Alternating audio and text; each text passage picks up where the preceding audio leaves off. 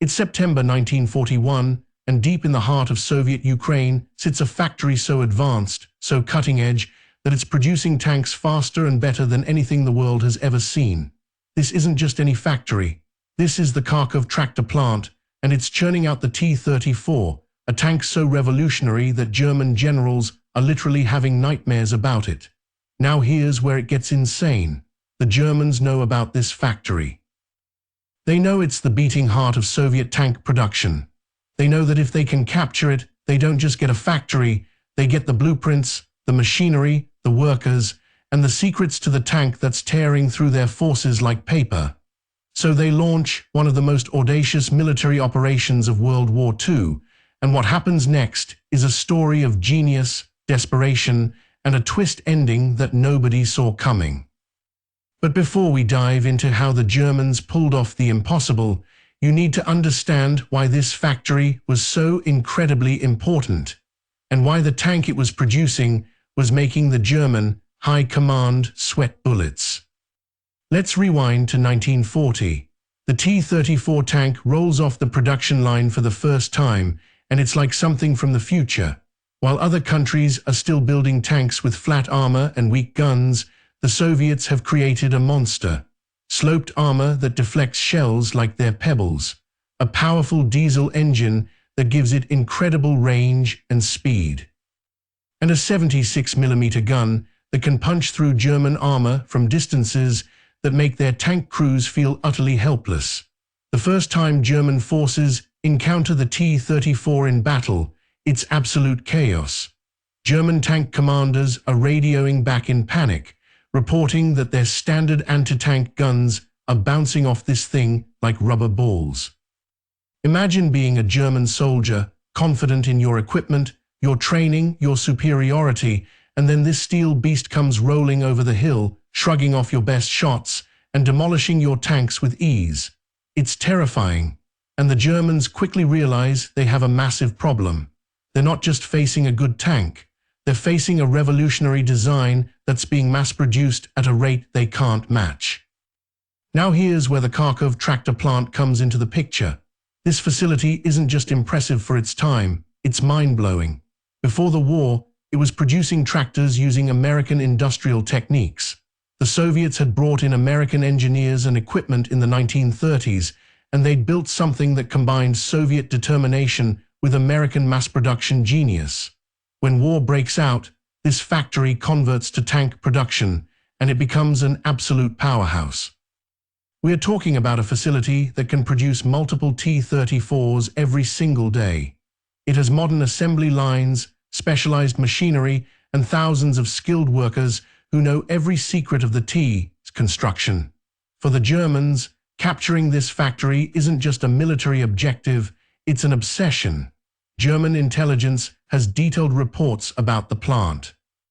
They know its layout, they know its capacity, and they know that if they can take it intact, they can potentially reverse engineer the T-34, understand its weaknesses, and maybe even produce their own versions.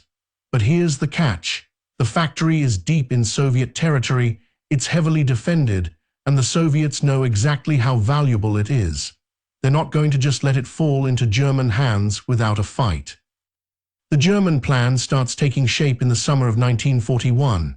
Operation Barbarossa, the massive invasion of the Soviet Union, is underway, and German forces are advancing at an incredible pace.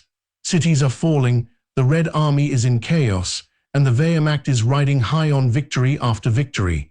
Kharkov, the industrial city where the tank factory is located, becomes a primary target, but the Germans aren't just planning to capture the city. They have a specific, incredibly risky goal: take the factory before the Soviets can destroy it. See, the Soviets have a policy when they're retreating. It's called scorched earth. If they can't hold something, they destroy it. Factories, bridges, railroads, everything. They'd rather burn it to the ground than let the enemy use it. The Germans know this. They know that if they give the Soviets even a few hours of warning, the factory will be demolished, the machinery will be smashed, and all those secrets will go up in smoke. So they need speed, they need surprise, They need to move so fast that the Soviets don't have time to react. October 1941. The German advance is rolling toward Kharkov like a steel wave. But here's where things get interesting. The Soviet defenders are putting up fierce resistance. They're not just soldiers, they're factory workers, local civilians, anyone who can hold a rifle. The city becomes a brutal urban battlefield, with fighting in every street, every building, every corner. The Germans are taking casualties, but they're advancing. And all the while, they have this secondary mission running in the background. Get to the factory, secure it intact, don't let the Soviets blow it up. German special units are given specific orders. They're to push ahead of the main force, bypass Soviet strongpoints if possible, and race to the industrial district where the factory is located. It's incredibly dangerous. These units could get cut off, surrounded, annihilated. But the prize is worth the risk. Now imagine you're a Soviet factory director at the Kharkov plant during this time. You're getting reports that German forces are in the city. You can hear the fighting getting closer. You have orders to evacuate what you can and destroy the rest. But evacuation takes time. The machinery is massive. The assembly lines can't just be unplugged and thrown on a truck. You're trying to organize a retreat while also preparing demolition charges, and all the while, German artillery is getting closer, and the entire situation is spiraling into chaos. This is where the human drama of this story really kicks in. We're not just talking about military maneuvers and tactical objectives.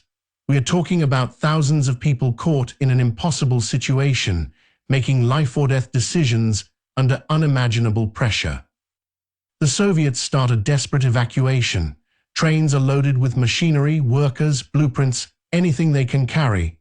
The goal is to move the factory's capability east, beyond the Urals, where the Germans can't reach it.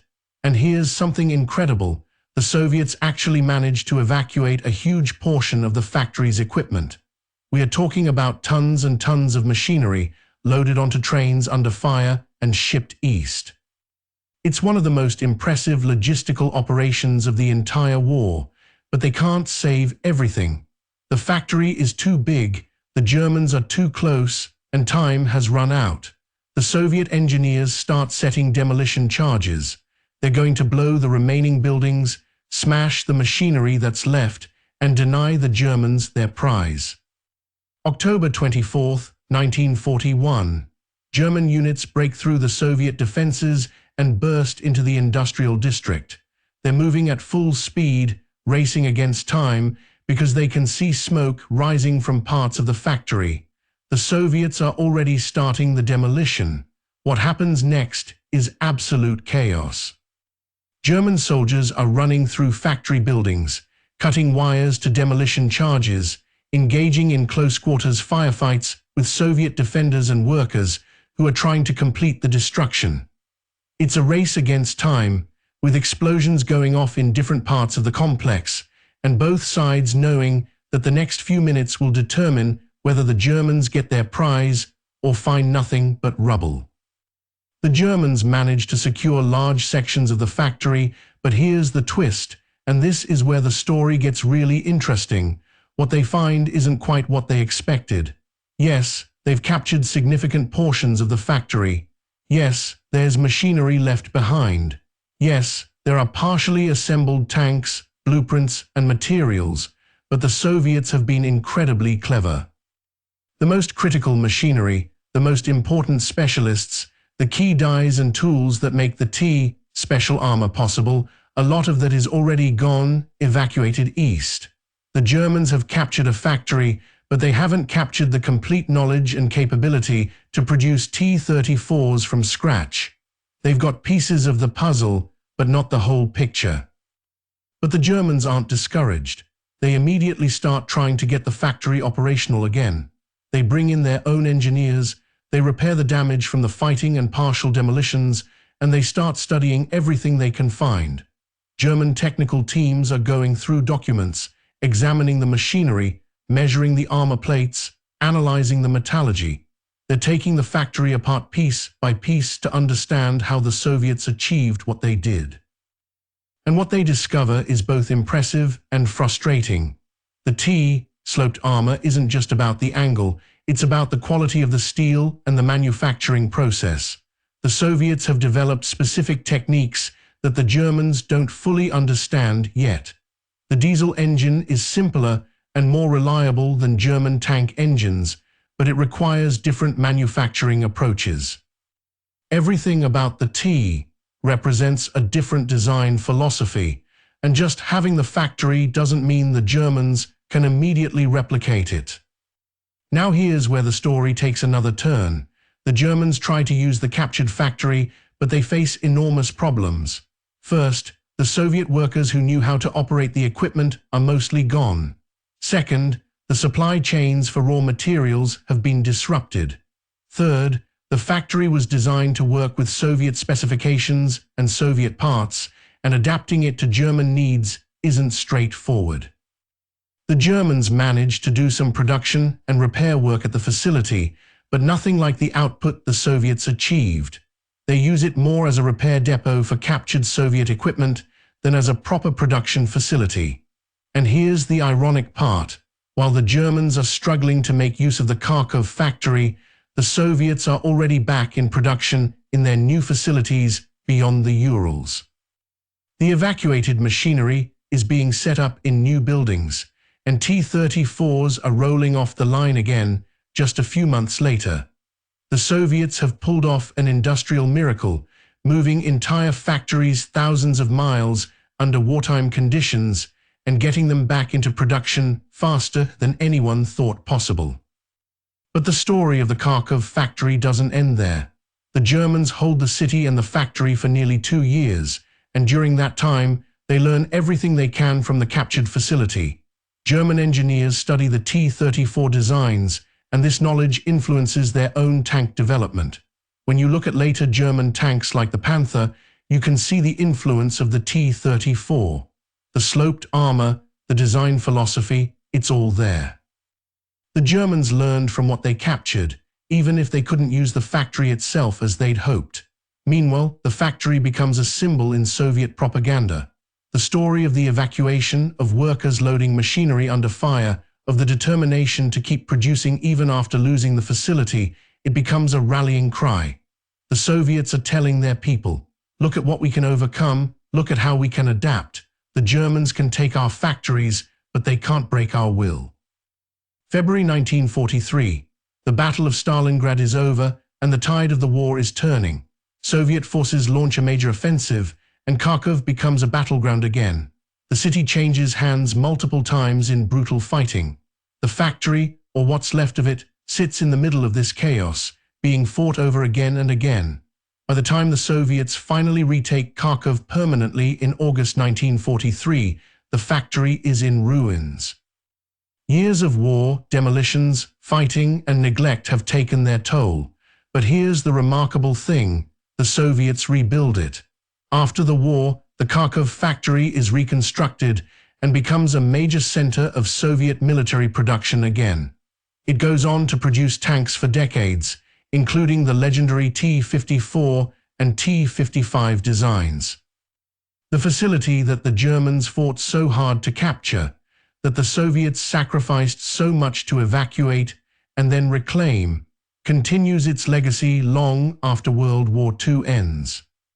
So what's the real story here? What did the Germans actually achieve by capturing the world's most advanced tank factory? On paper, it sounds like a major victory. They took a critical industrial facility, they gained access to Soviet technology and designs, and they held it for 2 years. But in reality, the capture of the Kharkov factory is a perfect example of the difference between a tactical success and a strategic failure. Yes, the Germans captured the factory. But the Soviets evacuated the heart of it, the knowledge and the key equipment. Yes, the Germans learned from what they found, but the Soviets were already back in production elsewhere, churning out T-34s faster than the Germans could destroy them. Yes, the Germans held the facility, but they could never make it work the way the Soviets had. The capture of the Kharkov factory showed something that would define the entire Eastern Front. The Soviets had a depth, a resilience, an ability to absorb losses and keep fighting that the Germans completely underestimated. Think about the bigger picture for a moment. The Germans went into the Soviet Union expecting a quick victory. They thought that if they could capture the factories, the cities, the industrial centers, the Soviet Union would collapse. But what the Kharkov factory story shows is that the Soviets had prepared for this. The evacuation plans, the ability to move entire industries, the willingness to destroy what they couldn't save, it was all part of a larger strategy. The Germans could capture territory, but they couldn't capture the Soviet will to fight or the Soviet industrial capability. Every factory they took was one that the Soviets had already partially evacuated. Every city they captured was one where the infrastructure had been destroyed. The Germans were winning battles but losing the war, and the story of the Kharkov factory is a microcosm of that larger tragedy. But let's talk about the human cost of all this, because that's what really matters. The fighting for Kharkov, the evacuation of the factory, the years of occupation and liberation, all of it came at an enormous price in human lives. Factory workers who stayed behind to complete demolitions and were killed or captured. Soldiers on both sides who fought and died in the industrial district. Civilians caught in the crossfire. The story of this factory isn't just about steel and machinery, it's about the people whose lives were forever changed by the struggle over it. When we talk about the Germans capturing the world's most advanced tank factory, we need to remember that this wasn't a clean military operation. It was brutal urban warfare, desperate evacuations, and years of suffering for everyone involved. And here's something that doesn't get talked about enough. The workers who were evacuated with the factory equipment. Imagine being a skilled machinist in Kharkov. Your whole life is in this city, your family, your home, your community.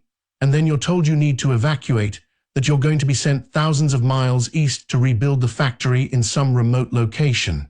You're leaving everything behind, traveling in overcrowded trains, heading into an uncertain future.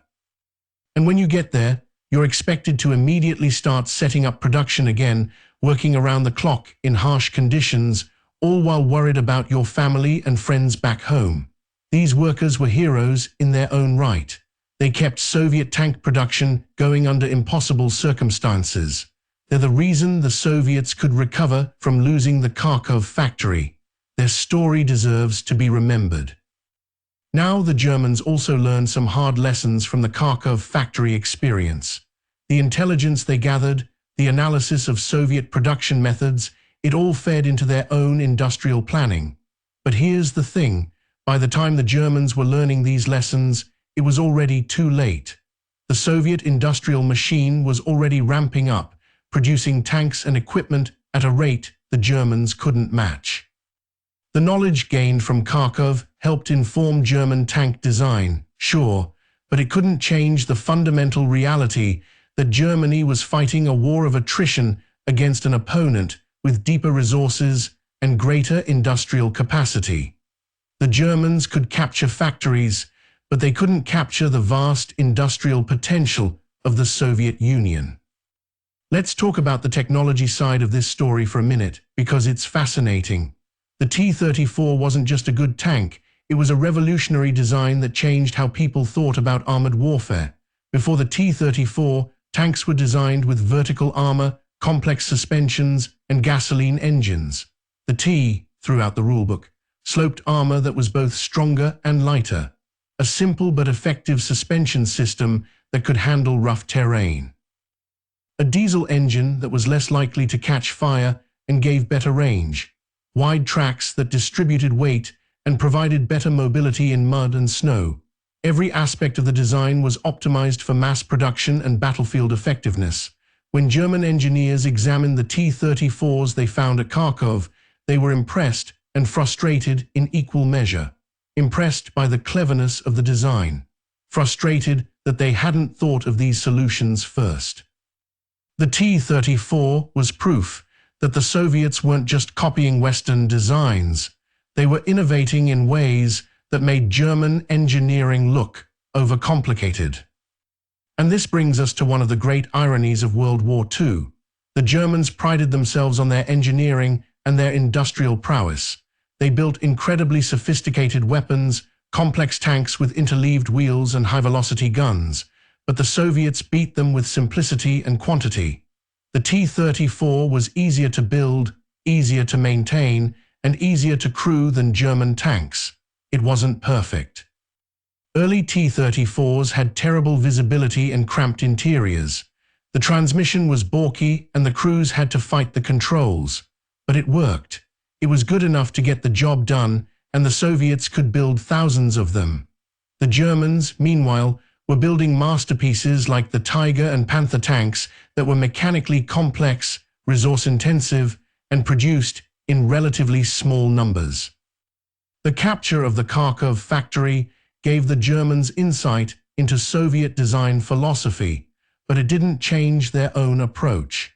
They kept building sophisticated machines when what they needed was something they could mass produce. There's also a fascinating post-war angle to this story.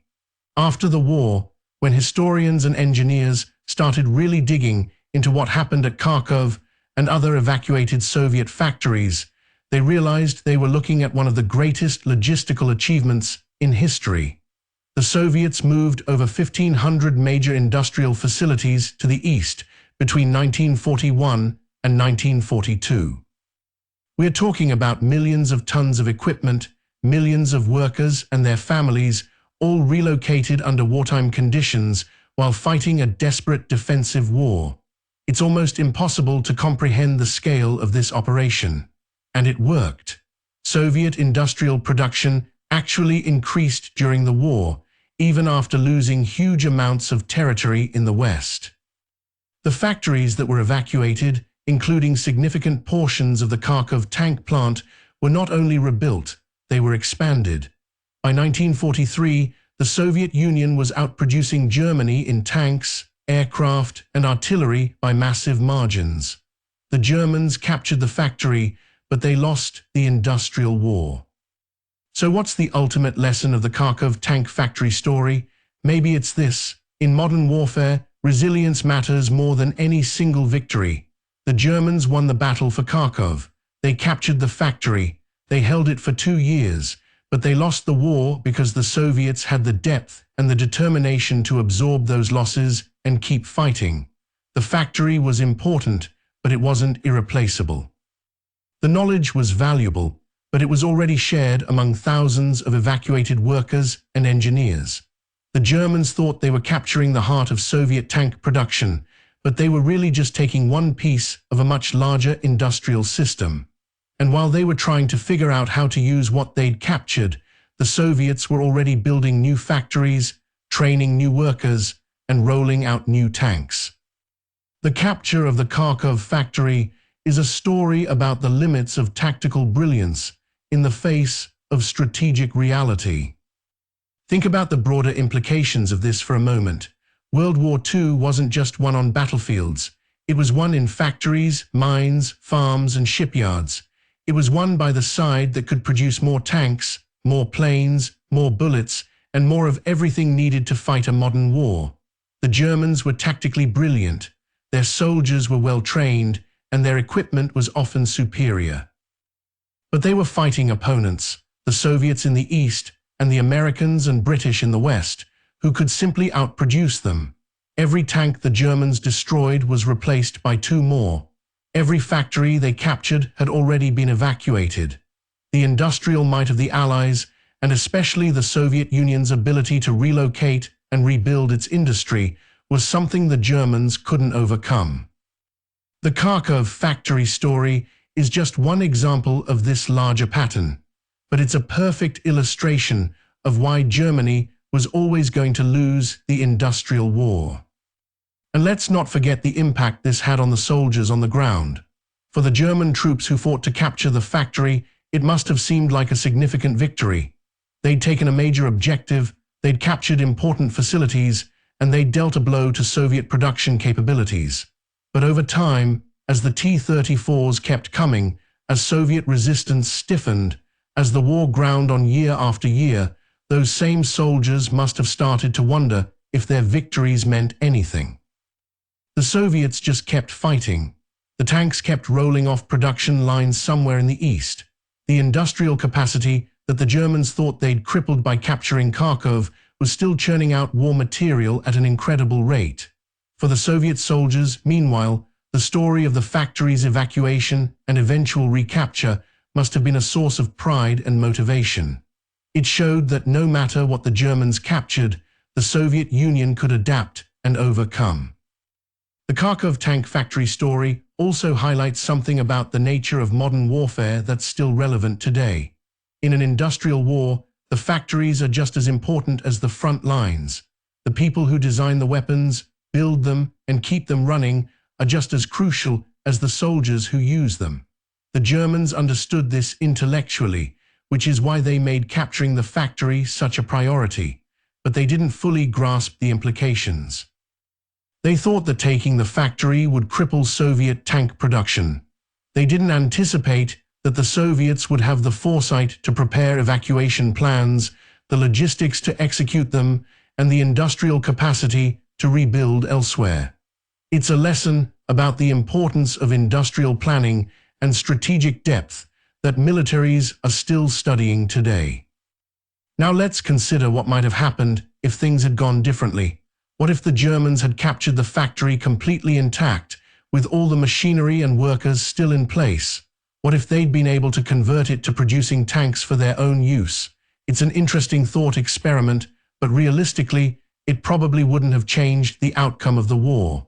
The Germans would have gained some additional production capacity, sure. But they were already struggling with raw material shortages, fuel shortages, and manpower shortages. One more factory wouldn't have solved those fundamental problems, and the Soviets would still have had their evacuated facilities producing tanks in the east. At best, the Germans might have delayed the inevitable by a few months. The strategic situation, the imbalance of resources and industrial capacity would still have favored the Allies. There's also the question of what the Soviets learned from this experience. The evacuation of the Kharkov factory and hundreds of other industrial facilities wasn't just a desperate wartime measure. It was a proof of concept for industrial mobilization under extreme pressure. After the war, Soviet planners studied what had worked and what hadn't. They developed even more elaborate plans for industrial dispersal and protection. During the Cold War, the Soviet Union deliberately spread its industrial capacity across a vast geographic area, partly as a legacy of the wartime evacuations. The experience of losing Kharkov and then rebuilding production elsewhere shaped Soviet industrial and military planning for decades. In a weird way, the German capture of the factory ended up making the Soviet Union stronger in the long run by teaching them the value of industrial redundancy and geographic dispersal. And we can't ignore the propaganda value of this story for both sides. The Germans used the capture of Kharkov and its factories as evidence that they were winning the war, that Soviet resistance was crumbling, and that victory was near. Newsreels showed German soldiers walking through captured Soviet facilities, and the message was clear: we're destroying the enemy's ability to fight. But as the war dragged on, and those propaganda victories rang increasingly hollow, the capture of places like the Kharkov factory started to look less like triumphs and more like Pyrrhic victories. The Soviets, meanwhile, used the story of the evacuation and later recapture of the factory to illustrate themes of sacrifice, resilience, and ultimate victory. Soviet propaganda told the story of workers loading machinery under fire, of engineers rebuilding production lines in Siberia, of the factory eventually being recaptured and rebuilt. It was a narrative of triumph over adversity that fit perfectly with the Soviet story of the Great Patriotic War. So here we are at the end of this incredible story, and what have we learned? The Germans captured the world's most advanced tank factory, but what they really captured was a lesson in the limits of military power. They got the buildings, some of the machinery, and some of the knowledge, but they didn't get the industrial system, the trained workforce, or the strategic depth that made the factory important. The Soviets lost the physical facility, but retained the capability to produce T-34s. They evacuated what they could, destroyed what they couldn't, and rebuilt elsewhere. And in the end, Soviet tanks kept rolling, kept fighting, and kept pushing the Germans back until Berlin fell. The capture of the Kharkov tank factory was a tactical success that didn't matter strategically. It's a perfect encapsulation of why Germany lost the war despite winning many battles. They could capture territory and facilities, but they couldn't capture the will and capability of their opponents to keep fighting. The story of the Kharkov factory is ultimately a story about resilience, about how industrial capacity and strategic planning can overcome tactical defeats. It's about the difference between winning battles and winning wars. And it's a reminder that in modern conflict, the factories that build the weapons are often more important than the weapons themselves. The Germans captured the world's most advanced tank factory, but the Soviets had already moved on, already adapting, already building new facilities and new tanks. And that's why, in the end, the capture that seemed so important in 1941 turned out to be just another temporary victory in a war that Germany was always going to lose.